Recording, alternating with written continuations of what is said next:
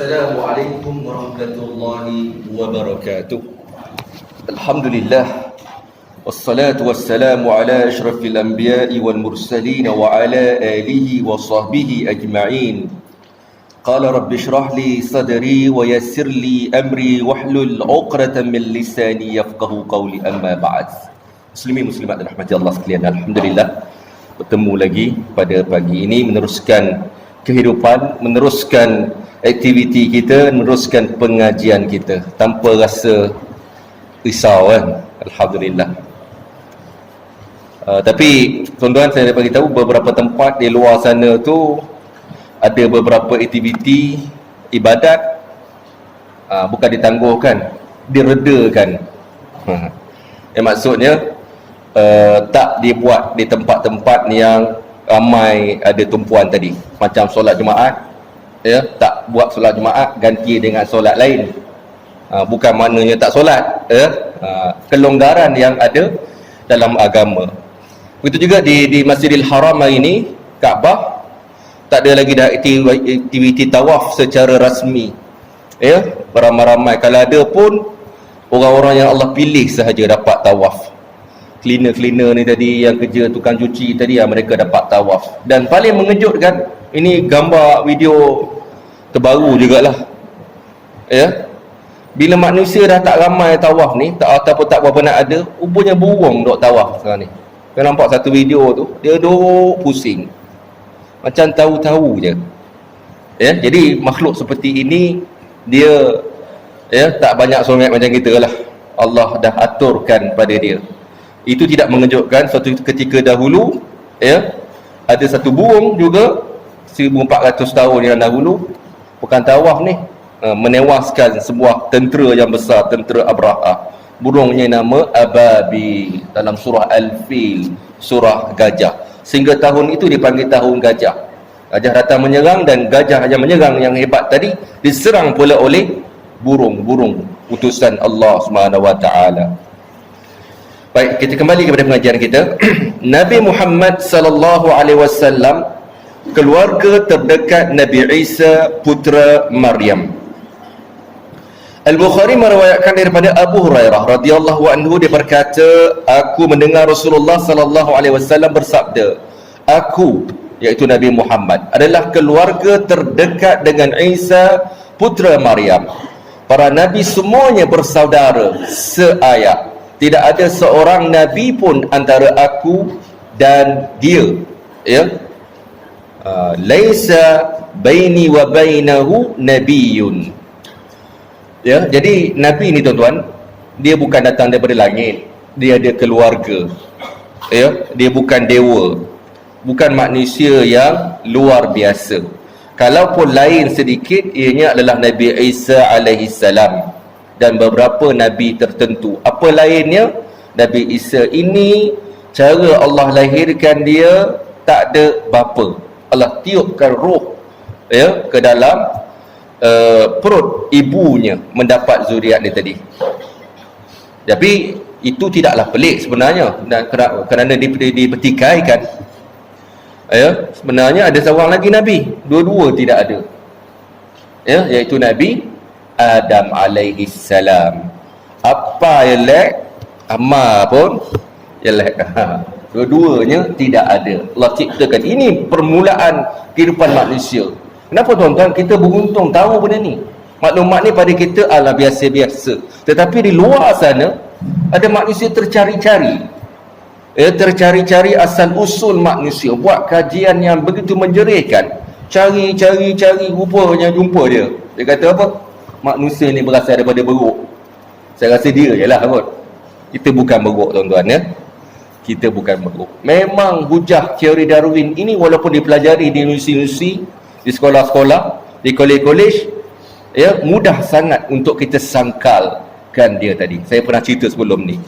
Tidak benar. Kita semuanya, ya, berbapakan siapa? Yang nombor satu sekali, Adam. Daripada Adam ni tadi Allah ciptakan Hawa. Bukan Adam melahirkan Hawa. Adam sunyi tuan-tuan, ya, dekat syurga dia sunyi. Allah ciptakan pasangan. Kalau kita rasa sunyi dekat dunia ni, tak heran lah kan. Itu betul. Memang manusia ni Allah jadikan berpasang-pasangan. Dia tak mungkin, dia sukar hidup. Kalau tak ada pasangan laki perempuan, laki sama laki. Jangan salah faham. Salah tak kawan laki dengan laki? Okey. Berkawan dengan cara yang benar. Yang tak benarnya laki sama laki, dia buat macam laki dengan perempuan. Itu tanda-tanda akhir zaman lah tu.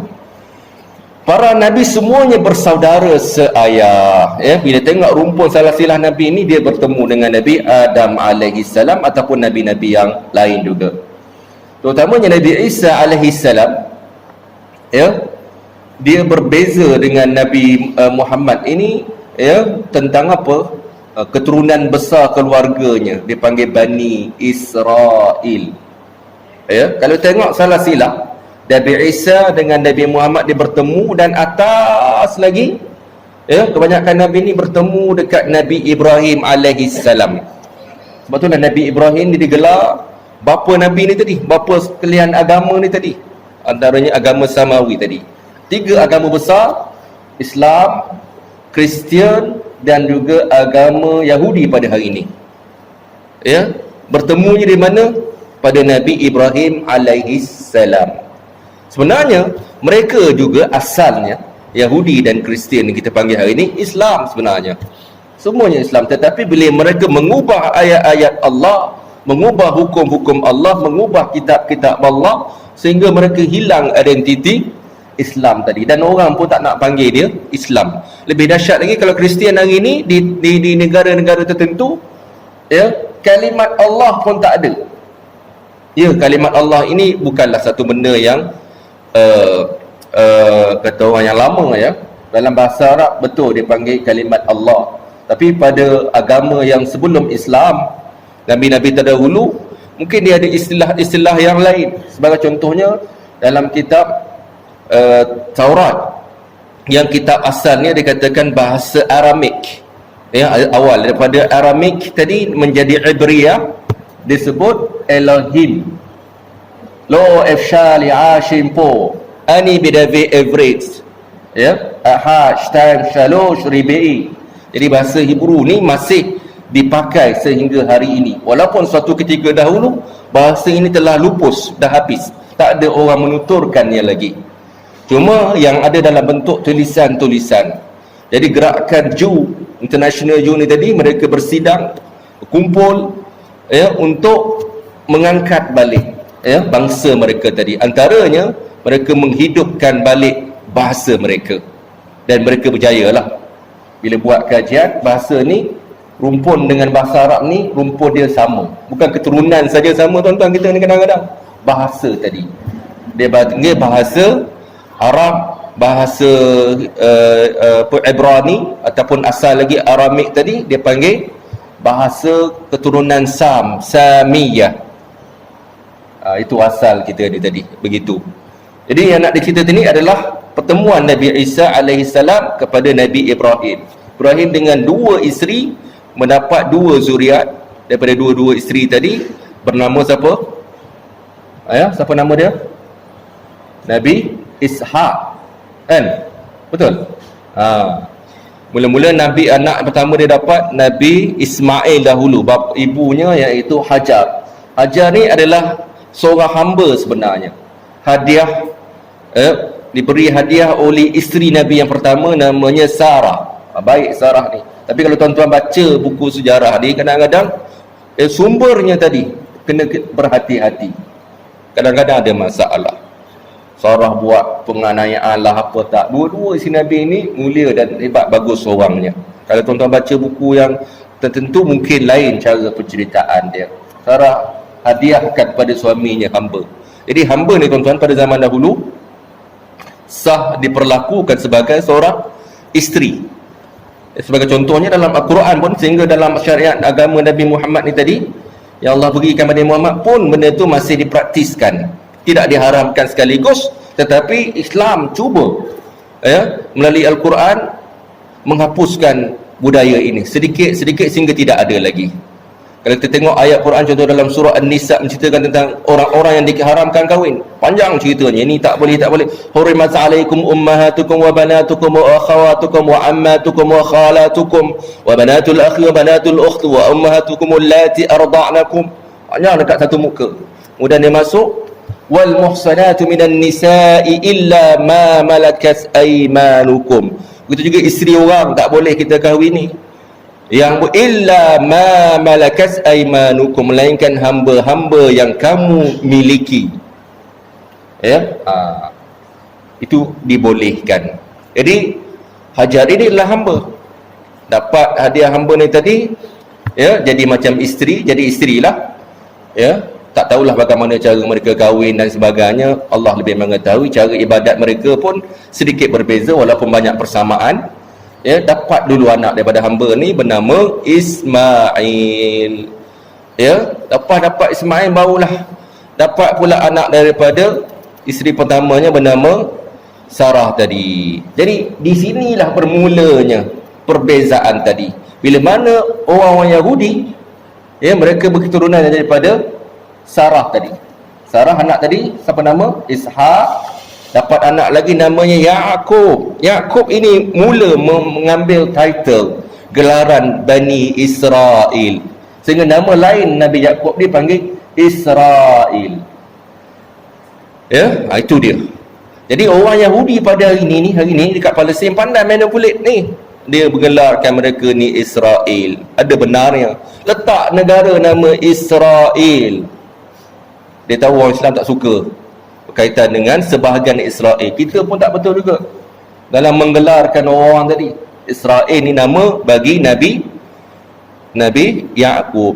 Kullu ta'ami kana hillan li bani Israel illa ma harrama Israel ala nafsi min qabli an tunazzala at-Taurah.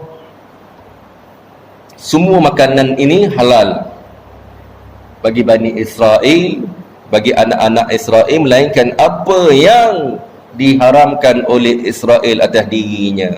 Ramak menafsirkan Israel tadi merujuk kepada Nabi apa? Nabi Ya'qub. Jadi mereka ni tuan-tuan, daripada Nabi Ya'qub ni melahirkan zurat-zuratnya, antaranya Nabi Yusuf alaihi salam dan ramai nabi-nabi yang lain, ya, dengan kitab-kitab mereka ni tadi. Jadi mereka akhir sekali bila pecah, ya, seperti biasa menunggu Nabi datang Nabi daripada kalangan keturunan mereka datang. Tiba yang terakhir mereka tunggu kitab ni tadi, Nabi dan juga kitab-kitabnya, tiba-tiba lahir daripada keturunan satu lagi ni, bangsa Arab kembali kepada Nabi Ibrahim juga, tetapi tidak daripada silsilah Ya'qub ni tadi.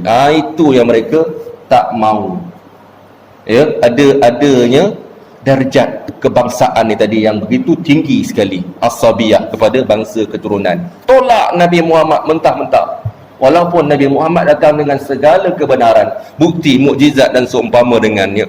Sebagai contoh, mukjizat yang kekal sehingga hari ini boleh tengok, boleh nampak, kaji, iaitu Al-Quran. Maka tak tolak. Kenapa? Ini bukan Bani Israel. Sedangkan kalau kita tengok lagi sejarah daripada kalangan Bani Israel pun, berapa orang nabi-nabi mereka tolak.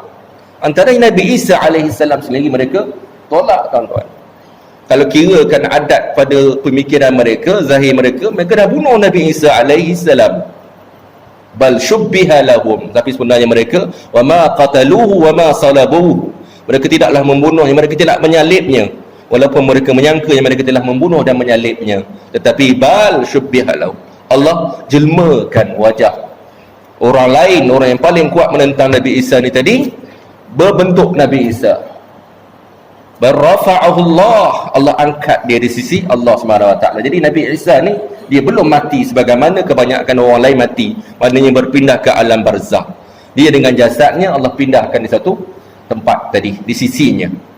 Dan Nabi ini dalam tempoh beberapa tahun sebelum berlakunya kiamat, turun ke muka bumi ini, ya, membantu, memberi peranan-peranan tertentu kepada umat Nabi Muhammad alaihi salam. Dia bantu umat Nabi Muhammad dengan syariat Nabi Muhammad, bukan bawa ajaran kitab Taurat lagi dah, ajaran kitab Injil lagi dah. Dia bantu umat Nabi Muhammad ya, betulkan balik fahaman-fahaman terutamanya orang-orang Yahudi, orang-orang Kristian, ya, pada zaman ini tadi. Itu setelah Dajjal turun, ya. Dajjal turun ini merupakan alamat-alamat besar kiamat. Jadi kiamat, tuan-tuan, dia ada dua alamat, kecil dan besar. Kecil ini boleh dikatakan hampir semua. Yang besar ada lebih kurang 10 dalam beberapa hadis Nabi sallallahu alaihi wasallam. Mari kita kira, bilang kalau ingat, ya. Saya pun ingat-ingat lupa juga. Baca berapa tahun lepas, berapa bulan yang lepas, lepas tu tak baca dah. Siapa ingat 10 tanda dia? Pertama, Dajjal, khurudud Dajjal. Dajjal turun. Jadi Dajjal ni kita dah baca panjang, saya dah terang panjang pada tuan-tuan. Nampak tak Dajjal macam mana? Ke tak nampak lagi? Dalam bentuk zahir, dalam bentuk perlambangan, dua-dua tu ada. Mata satu tu, ya, macam mana caranya? Tak ada penyelesaian. Sebab cerita dalam hadis Nabi SAW pasal mata satu ni tak nampak lagi satu macam mana, duduk kat sana sini.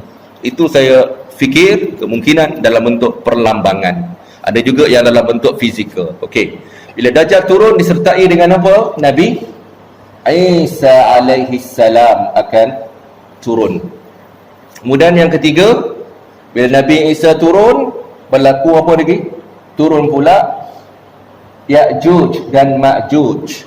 3. Bila Ya'juj dan Ma'juj turun, Allah turunkan pula binatang melata ni tadi untuk, ya, membinasakan Ya'juj dan Ma'juj, ya, ulat-ulat ni tadi. Masa itu, selepas itu turun pula Dabbah, ya, 4. Kemudian apa lagi? Bila Dabbah, 3 serangkaian dengan Dabbah ni tadi, iaitu Ad-Dukhan, kemudian Dabbah, Ad-Dukhan, Tulu'ul Syams, apa dah? 6 ya. Tulu'ul Syams minal Maghrib, matahari terbit daripada barat. Kemudian berlakunya khasaf, berlakunya semacam gempa bumi, ya, yang mana bumi ini berlaku tanah jelus, berlakunya tanah tenggelam, ya. Apa dah? 7. Di 3 tempat, di timur, di barat dan di Jaziratul Arabiyah, ya. Itu tanda-tanda besar kiamat, ya. Jadi dah nak kiamat belum? Ni corona ni nak kira macam mana ni, ya? COVID-19 ni macam nak kiamat dah gayanya kan. Ni negara Cina ni tuan-tuan, ya. Orang Cina mereka jealous tengok saudara mereka orang Islam tadi steady, relax je kan, sembahyangnya, solat macam biasa, ya, dikatakan begitulah. Kita bila virus tu sampai sini dah telang gabut dah, nampak kan. Tetapi bukanlah maknanya tak boleh. Dalam Islam, saya dah ceritakan kepada tuan-tuan, dia ada saranan-saranan dia. Betul kita berdoa pada Allah, doa-doa juga, tapi langkah-langkah cara kehidupan kita mesti betul. Jangan cari pasal, jangan cabar-cabar, jangan challenge. Di Iran hari ni, kenapa tuan-tuan nampak virus ini merebak lain macam? Kerana mereka ini kebanyakannya bermasalah dari sudut faham Islam tadi. Lain sangat dengan kita ni tadi. Kadang-kadang cabar, challenge. Di Qom sebagai satu contohnya, tempat suci ni tadi, mereka ada kepercayaan terhadap tempat suci ni tadi. Adanya hadis-hadis palsu yang menyatakan tempat ini tempat suci, tempat ini tidak akan datangnya penyakit-penyakit wabak ni tadi. Mereka begitu yakin. Yalah, apa tidak tuan-tuan, kalau 10 Muharram mereka akan cederakan diri, ketuk kepala dan segala toreh kepala atas dasar kepercayaan yang batil ni tadi. Dan tempat suci ni pun mereka percaya. Dalam beberapa video yang saya tengok, mereka begitu yakin sekali, tak ada apa, jangan takut apa semua, ni tempat ni Allah pelihara, Allah jaga. Nampak sekarang, tengok digijilatnya, ya, kawasan-kawasan perkuburan tadi, kubur mereka dibuat dalam kubah, dalam masjid macam ni yang begitu besar, disembah, dipuja, ditangisi dan sebagainya. Dia ada pagar dia tadi, dia pegang-pegang, dia jilat, dia tonyoh muka dia, nak membuktikan tempat ini tak ada kumannya, tak ada virusnya, tak boleh jadi apa pun, Allah dah jamin. Ini antara puncanya. Sedangkan adakah itu diajar oleh Nabi SAW? Jelas Allah dah ajar Dalam sebuah hadis riwayat Imam Bukhari, bila berlaku penyakit wabak antaranya taun disebutkan dalam hadis itu, maka yang ada jangan keluar, dan yang ada luar jangan masuk.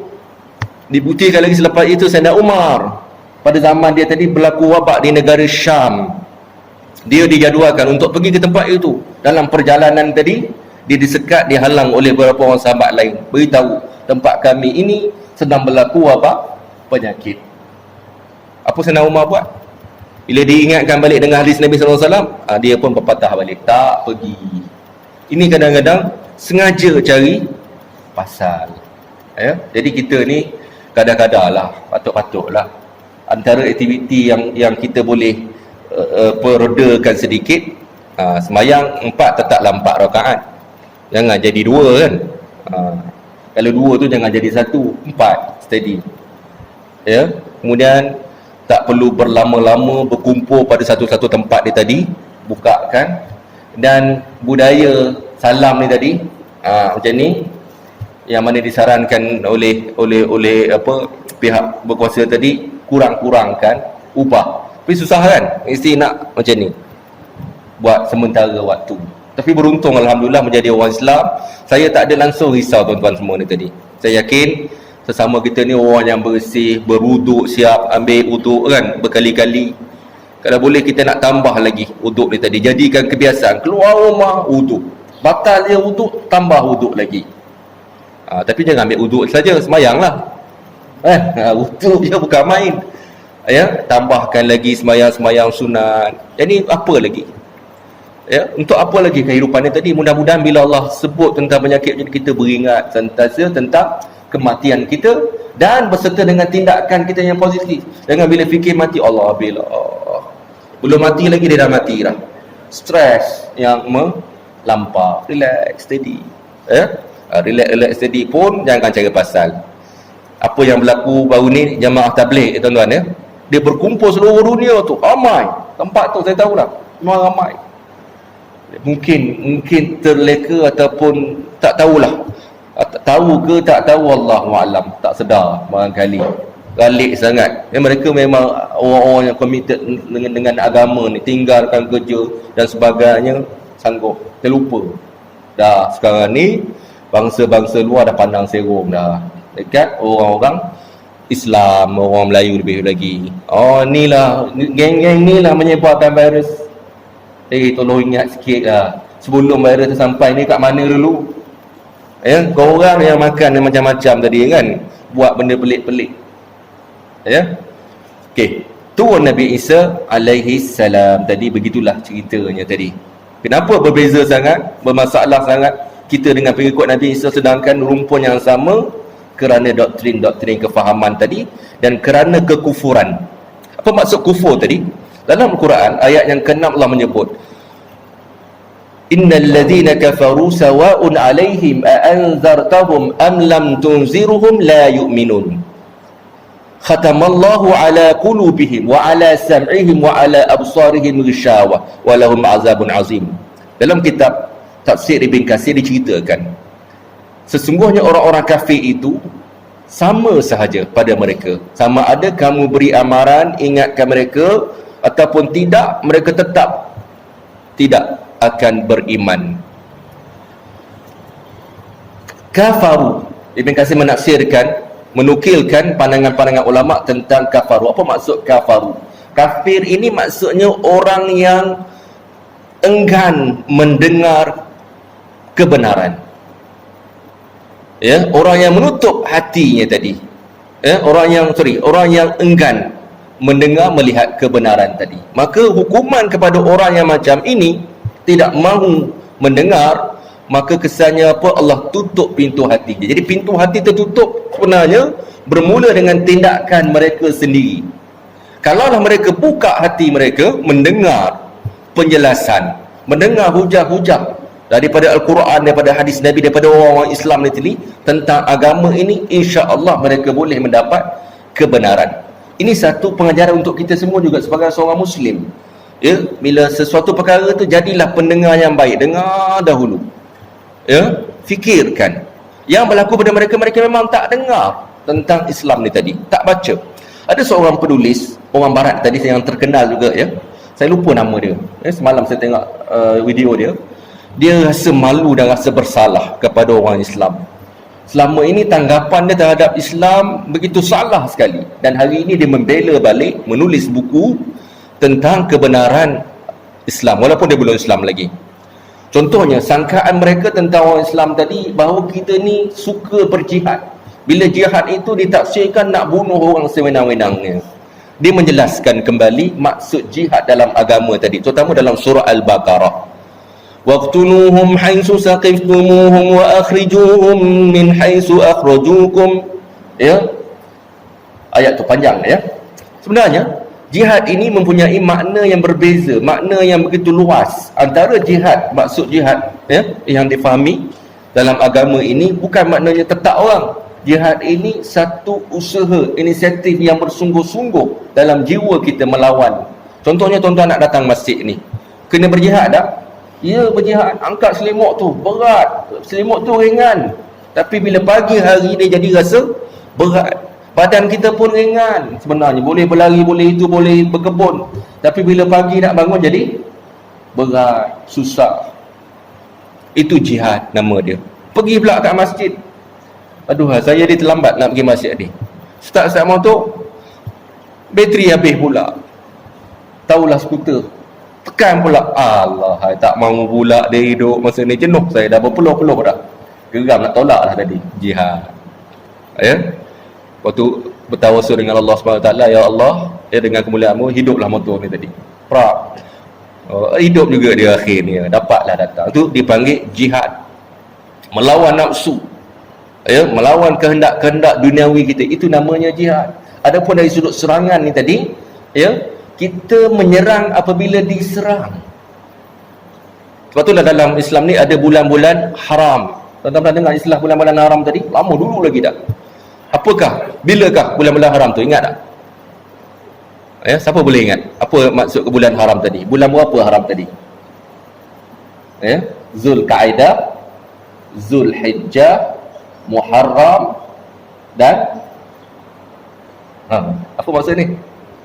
Bulan ini, bulan Rejab, bulan-bulan haram. Bukan haram apa, kemuliaan yang tinggi Allah berikan kepada dia. Dan bulan-bulan ini, kalau zaman dulu tak boleh berperang, nak bergaduh macam mana, simpan dahulu. Tak nak menggalakkan manusia ini bertumpahan darah sebenarnya, ya, bukan sewenang-wenangnya. Wal fitnatu asyaddu minal qatl, dalam ayat itu disebut fitnah itu lebih dahsyat daripada membunuh. Fitnah yang bagaimana? Iaitu syirik. Ya, Allah menciptakan kamu dengan begitu hebat ciptaan kamu ni tadi, tiba-tiba senang-senang saja kamu memilih benda lain mengiktiraf sebagai Tuhan. Tak marah ke Tuhan? Dia marah, dia tak suka. Ya, ada benda lain lagi nampak ringan, iaitu takabur. Takabur ni perasaannya, bagaimana yang dimiliki oleh iblis, perasaan rasa besar hebat tadi pun Allah tak suka. Allah singkirkan siapa dia? Iblis daripada syurga. Sebab apa? Kesan takabur ini boleh menyebabkan perkara-perkara buruk yang lain berlaku. Ini pertentangan kita, ya, umat manusia tadi dari sudut agama ni tadi, walaupun nabinya berasalnya satu. Al-Bukhari meriwayatkan pula dari Abu Hurairah radhiyallahu anhu bahawa Rasulullah sallallahu alaihi wasallam bersabda, ana aulan nas bi Isa bin Maryam fid dunya wal akhirah. Al-anbiya ikhwatun min allati wa ummahatuhum shatta wa dinuhum wahid. Aku adalah keluarga yang terdekat dengan Isa putera Maryam di dunia dan akhirat. Para nabi adalah bersaudara seayah. Ibu mereka berbeza-beza, tetapi agama mereka sama. Jadi kenapa gitu? Wujudnya Kristian tadi. Apa perlunya agama Kristian pada hari ini? Ya, ini persoalan kita. Kita sama sebenarnya dengan mereka dari sudut sejarah tertentu, ya, iaitu agama yang datang daripada Allah SWT. Ya, bezanya kita nak betulkan mereka ini kalau mereka mengiktiraf Nabi Isa sebagai Nabiullah, Nabi Allah, sebagaimana Nabi-Nabi sebelumnya yang Allah utuskan. Mengapa nak diangkat Isa ni sebagai anak Tuhan? Jauh sangat. Tak ada hujah. Kalau kita tengok hujah-hujah mereka daripada kitab yang mereka ubah sendiri, berlaku contradiction yang begitu dahsyat sekali, berlaku pertentangan yang begitu jelas sekali. Tapi mereka tutup pintu hati, buat-buat tak tahu. Nak menjawab tentang Trinity, 3 dalam 1, pening kepala dia orang. Dan begitu banyak debat-debat yang disusun oleh para ulama tadi, kumpulkan orang Kristian yang paling baik faham dia, padri-padri ni tadi, letakkan juga ulama-ulama Islam tadi, antara yang Ahmad Didat, antara yang terbaru zaman ini siapa dah, Dr. Zakir Naik. Memang mati kutu, mati hujah mereka untuk menjawab tentang perkara ini. Sebenarnya Nabi ni menjawab, aku dengan Isa macam ini. Ya, aku pun percaya pada Nabi Isa, percaya dia sebagai Nabi utusan Allah, bukan anak Allah. Kamu ni dah lebih sangat. Dan yang kamu pegang hari ini, ia dahlah Isa tadi telah diselewengkan tentang diri dia. Kamu kata kamu telah bunuh dia, dan dia tu mati sebagai menebus dosa anak-anak Adam. Kan tak logik itu. Kalau macam tu, semua anak Adam tu dah cover dah dosa dia. Betul tak? Itu yang mereka faham. Bolehlah lepas ni kita nak ambil apa-apa benda, nak buat apa saja, nak bunuh orang, nak rompak, nak ambil hak orang lain, sebab dosa tu dah cover awal-awal lagi. Siapa cover? Nabi Isa cover. Adakah itu tujuan hidup? Tidak. Linabluwakum ayyukum ahsanu amala, untuk kami menguji siapakah di antara kamu yang paling baik amalannya. Ya, tak serba bikin. Jadi ayat ini, hadis ini menerangkan kaitan kita. Sebab tu kaitan kita dengan Nabi Isa alaihissalam. Itu doktrin ulama-ulama muda kita hari ini, dakwah jalanan dipanggil kan, Muslim love Jesus. Ada orang Islam pun marah, ni apa benda Jesus ni tadi. Sebenarnya kita nak cari persamaan dengan orang-orang Kristian. Daripada situ baru kita boleh nak dakwah dia. Kalau kita nak berkawan dengan orang pun tuan-tuan, kena cari persamaan. Kalau cari perbezaan, memang habis lah, gaduh. Dalam politik sebagai contohnya, persamaan kita apa? Kita nakkan keamanan. Persamaan kita nakkan sejahtera negara ini. Tak apalah, bila nak sejahtera, nak aman, nak ekonomi baik, kita sabarlah. Tak apalah, pemimpin mana pun naik, kita sokonglah. Betul tak? Walaupun bukan pilihan kita, tak apa. Sami'na wa ata'na, begitu keadaannya. Masih dari Abu Hurairah radhiyallahu anhu, Al-Bukhari meriwayatkan sabda Rasulullah SAW dan seterusnya. Semua ini merupakan riwayat melalui pelbagai jalur sanad yang banyak, sehingga menjadi seperti hadis mutawatir yang diriwayatkan dari Abu Hurairah. Jadi cerita perkaitan Nabi SAW dengan Nabi Isa ini mempunyai riwayat yang berbagai-bagai. Daripada Nabi tadi, sahabat yang ramai mendengar, dan semua ramai-ramai mendengar tadi menyampaikan kepada kumpulan-kumpulan mereka, sampai kepada pengumpul hadis, iaitu Imam Bukhari, Muslim, riwayat yang banyak. Dipanggil mutawatir. Bila sebut mutawatir, boleh dikatakan hampir mustahil untuk ada kesilapan dari sudut fakta, dari sudut riwayat ni tadi. Itu maksud hadis mutawatir. Hadis ni memang banyak tuan-tuan. Ada hadis yang kita panggil hadis itu daif, lemah, dan ada hadis yang kita panggil palsu. Bagaimana ulama boleh tahu dia tu benar dan palsu? Melalui logik pun kita boleh tahu. Pertama, kita tengok satu hadis tadi, apa jalur sampai pada Rasulullah. Tengok-tengok dia je, orang lain tak ada sampai pun. Guru ni je, syekh ni je, dia je. Kemudian ulama ni tadi, ulama hadis, dia ada satu rekod database nama-nama periwayat hadis. Ya, antara Nabi Muhammad sampai kepada pengumpul hadis seperti Imam Bukhari, Muslim, lebih kurang sepatut ada 6 orang jalur dia tadi. Tiba-tiba tengok-tengok ada 3 orang je. Logik tak? Orang ni ambil daripada orang ni. Ini kemungkinan ada missing dari sudut rawi tadi. Satu. Yang kedua tadi, nama-nama periwayat tadi, ada periwayat yang ada apa? Ada rating dia. Dia panggil, kalau kita ada rating 1 bintang, 2 bintang. Kalau ada sepolan ini memang terkena kaki temberang. Apa-apa hadis yang dia ada sebagai periwayat hadis ditolak. Terus jadi palsu ataupun dipanggil maudhu'. Ada juga periwayat hadis ni tadi, taraf dia ni lemah sikit ingatan dia tadi. Bukanlah dia bohong, tak berapa kuat. Ya, tapi kalau dia lemah, tak berapa kuat. Disokong pula ada hadis lain yang hampir sama, ya, cerita pun sama, maka hadis itu jadi lain. Ada sokongan-sokongan lain. Itu caranya. Bila sebut mutawatir, ini ada riwayat ni, ada kumpulan ni pun dapat daripada sumbernya, dia panggil mutawatir. Ya. Taraf kedua dia panggil, selepas mutawatir dia panggil apa? Masyhur. Masyhur ni dia sekurang-kurangnya ada 3. Sini pun ada, sini ada, sini ada. Yang bahaya tu kalau single. Satu je, seorang je. Itu cara hadis tadi. Jadi dia nak menekankan tentang autentik, keaslian hadis tadi.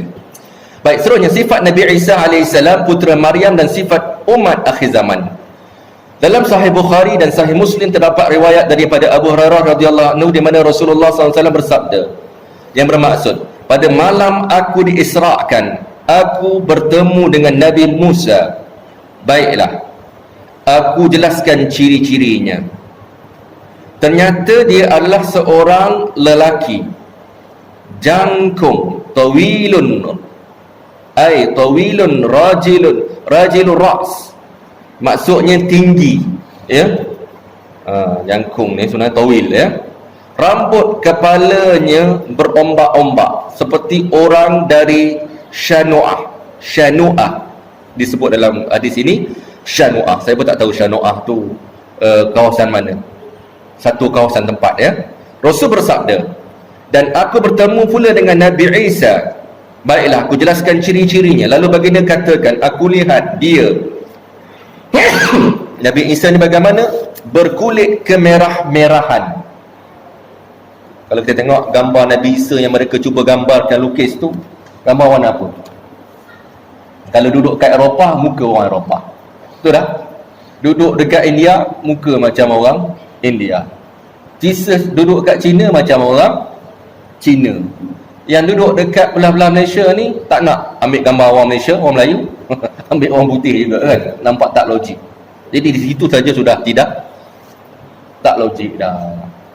Dan tidak berkurang juga yang cuba buat gambar Nabi Muhammad sallallahu alaihi wasallam, itu malang sekali lah. Pun sama juga, ya. Jangan cuba kita gambarkan, ya. Kalau nak gambarkan macam ni pun cukup, tapi jadikan potret letak depan rumah, pasal inilah wajah Nabi Muhammad, ya. Tak perlu pun sebenarnya. Lalu baginda katakan, aku lihat dia berkulit kemerahan, seolah-olah dia baru keluar dari Dimas. Min Dimas. Dimas ni sebenarnya nama tempat daripada hadis tadi. Yakni al-hammam, maksudnya bilik mandi. Sentiasa basah wajah dia tadi. Baik, ini gambaran. Ialah kita pun nak tahu juga ke tak wajah. Contohnya kita gambar datuk kita macam mana rupanya, kan? Tak pernah tengok, tak pernah apa, jumpa pak saudara tanya, atuk kami ni dulu macam mana pak cik? Gambar tak ada, pak cik pun cerita gambarkan. Itu biasa keserokan tadi. Menurut riwayat Al-Bukhari dari Ibnu Umar, Rasulullah SAW bersabda, Ra'aitu Isa wa Musa wa Ibrahim, fa amma Isa fa ahmaru ja'adun aridu sadar, wa amma Musa fa Adamu jasimun sabtun ka'annahu min rijali zutta. Aku melihat Nabi Musa, aku melihat Isa dan Ibrahim alaihi salam. Adapun Isa, dalam ni riwayat lain, ia berkulit kemerah-merahan, berambut kerinting. Itu macam betul lah tu. Dan berdada bidang, nampak sasa je, ya?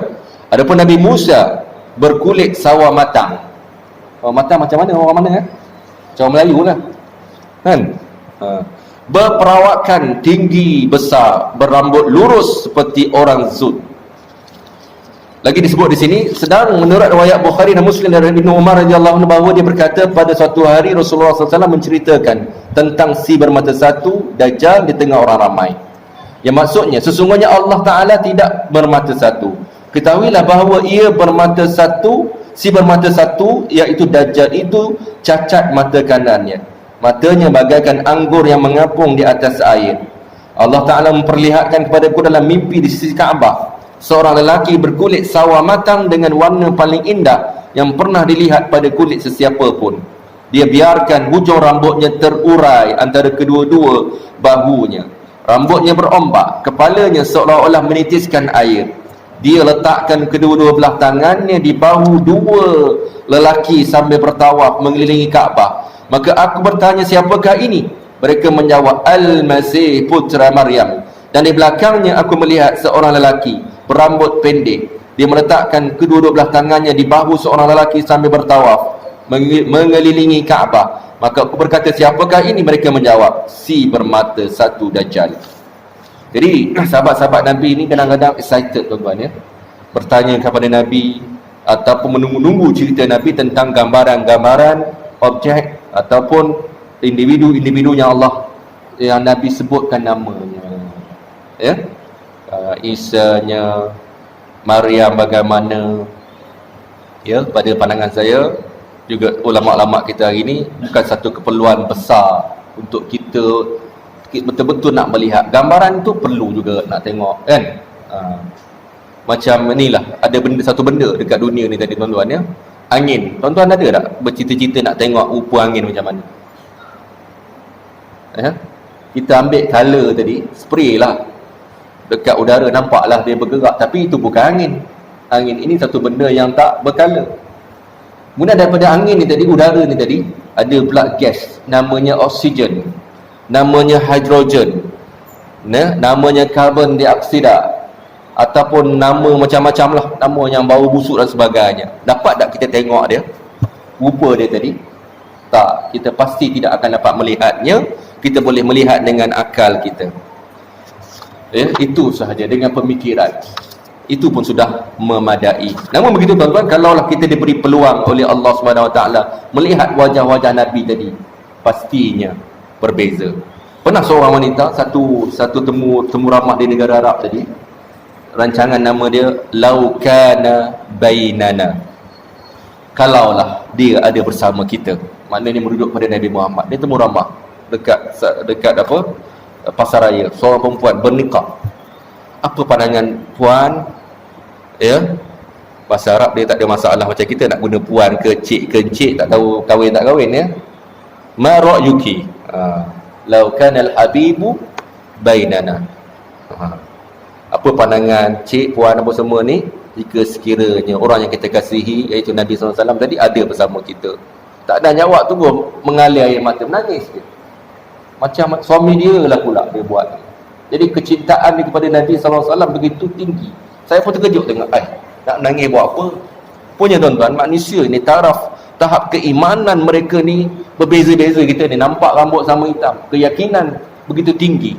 Tuan-tuan, kita kenal Allah pada hari ini, kita dapat ibadat-ibadat yang hebat ni tadi pada hari ini, keyakinan yang begitu benar tadi. Seronok beribadat. Dapat daripada siapa? Dapat daripada seorang lelaki namanya Muhammad sallallahu alaihi wasallam. Kalau dia tak cerita kepada kita, tak sampaikan, tak buat kerja ni, kita kenal tak Tuhan? Itu dia. Walaupun dia bukan Tuhan. Begitu juga nabi-nabi tadi yang berperanan pada kaum-kaum dia tadi, pastinya rasa cinta agung yang tinggi, nak tengok. Kalau ada, tapi tak mungkinlah kita nampak sekarang ini. Tapi insya-Allah nanti Yaumul Mahsyar nanti kita akan bertemu dengan Nabi yang hebat dia tadi. Bukanlah hebat dia menunjuk-nunjuk begitu tawaduk. Kita panggil dia adalah khairul anam, sebaik-baik manusia. Seronok tak? Kalau tuan-tuan dalam hidup ni, kita pastinya akan ada kawan-kawan, saudara mara, adik-beradik, orang yang kita paling kasihi, antaranya ibu kita, dah lama meninggalkan kita. Kalaulah diberi peluang jumpa lagi balik, seronok tak? Saya ada beberapa orang sahabat-sahabat yang bukan keluarga lah, kita sahabat kawan ni, kadang-kadang termimpi-mimpi nak jumpa balik, dah pergi meninggalkan kita, kemalangan dan sebagainya ya. Itu juga arwah ibu bapa kita, Allah kadang-kadang datang ya, perasaan itu yang begitu tinggi sekali. Tapi bagi orang beriman dengan Allah SWT Rasulnya, perasaan ingin melihat, menatap wajah Allah pencipta dia, memberi peluang kehidupan dia, dan juga kepada wajah nabi-nabi yang membawa risalah dia tadi. Ni bezanya antara manusia. Ada orang tak kisah apa ada pada rupa, ada sebenarnya pada rupa tadi.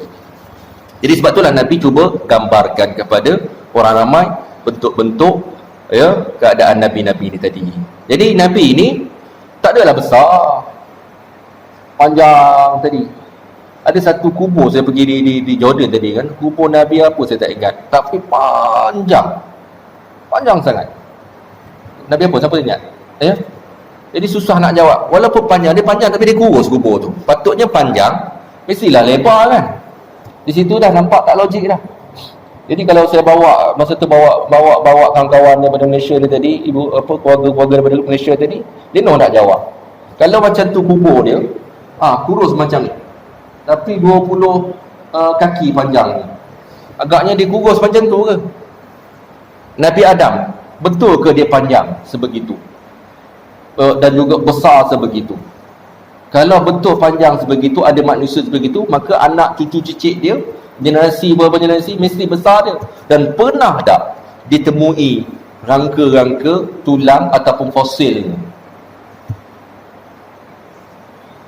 Jadi cerita-cerita Nabi kita tentang Nabi, gambaran-gambaran Nabi ini adalah sangat penting untuk kita menggambarkan. Kadang-kadang kita bawa riwayat yang tidak sahih tentang Nabi ini, mula orang nampak bohonglah Islam ni. Tengok hadis cerita pasal Nabi manusia.